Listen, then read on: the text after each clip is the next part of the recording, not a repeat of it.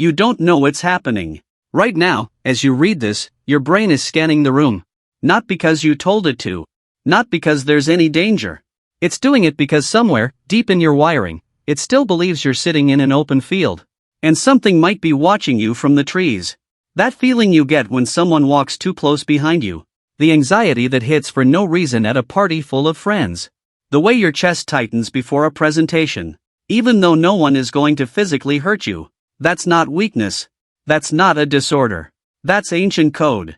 Still running. Still executing. Every single day. But here's the thing, that code kept your ancestors alive. For hundreds of thousands of years, it worked perfectly. So why is it making your modern life harder? Let's start with what your brain actually is. Your brain is not a product of the last 500 years. It's not even a product of the last 5,000. The core architecture, the part that decides what's a threat, what's safe, who to trust, and when to run, was built in a world that no longer exists. Neuroscientist David Eagleman describes it as a machine calibrated for an environment we abandoned long ago. And he's right. For context, your prefrontal cortex, the part responsible for logic and rational thought, is relatively new in evolutionary terms. But your amygdala, the threat detection system, is ancient. It was processing danger before your ancestors had language. Before they had fire. Before they had words for fear. It's fast, it's aggressive, and it does not wait for permission. And here's the important part, it cannot tell the difference between a lion and a deadline. To your amygdala, both are threats. Both trigger the same cascade of cortisol and adrenaline. Your heart rate climbs. Your muscles tense. Your digestion pauses. Your body is preparing to fight or flee from an email. From a conversation you've been avoiding. From a notification you haven't opened yet. So, what happened? How did we end up here?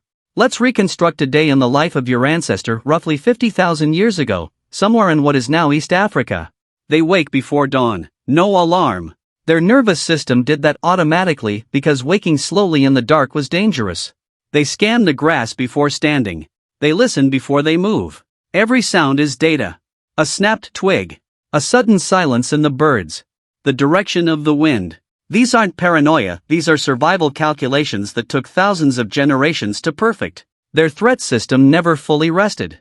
Even in sleep, it monitored. Even in laughter, it listened. Because in that world, one moment of inattention could mean everything. Now look at your morning. You wake to a sound, a notification, a car door, an alarm, and your amygdala fires before your eyes open. Your cortisol is already rising. Your brain is running the same ancient checklist. Is this danger? Who is nearby? Where are the exits? It completes this scan in milliseconds, before you've decided what to eat for breakfast, before you've said a single word. That's not anxiety. That's architecture. But here's what no one talks about, it's not just threat detection that carried over. Your brain also brought its social software with it. Anthropologist Robin Dunbar discovered that the human brain can genuinely maintain around 150 stable relationships. Beyond that, the cognitive load becomes too heavy to process. That number, Dunbar's number, reflects the average size of a prehistoric hunter-gatherer band. Your brain was never built to hold 4,000 social media followers. It was built for 150 faces. People it could read over years. People whose moods, loyalties, and intentions it could track in real time. This is why social media so often makes you feel more isolated, not less. You are feeding a system wired for deep intimacy with an endless stream of strangers. Your brain tries to process all of them. It fails. And that failure registers as loneliness even when your phone hasn't stopped buzzing all day. Fair question, can we change it? The answer is yes. But not quickly. Neuroplasticity is real. Mindfulness, therapy, deliberate exposure, intentional rest. These are tools that genuinely work. Researchers at Harvard's Center for the Developing Mind have shown that while surface behavior adapts relatively fast, the deep threat architecture changes slowly. Measurably, but slowly. You are rewriting ancient code with modern tools. It's possible. It just requires patience that our ancient brain was never designed to have. And here's the part that's hard to accept, some of it, you don't want to change. The same system that makes you anxious at a crowded party also makes you feel something when you walk into a forest at dusk. That low pull of alertness. The way your senses sharpen without effort. The quiet, electric feeling that something here matters. That's your old brain recognizing its natural environment. Waking up properly. For a brief moment, you feel completely, inexplicably alive.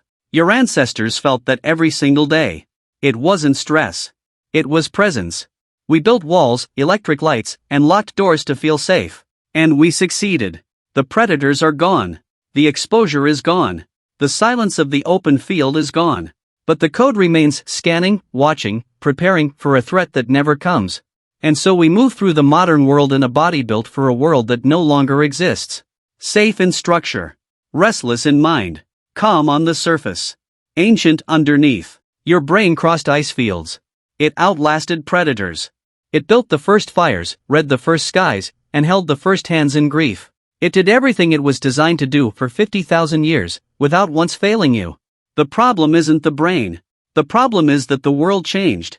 And the brain didn't get the update.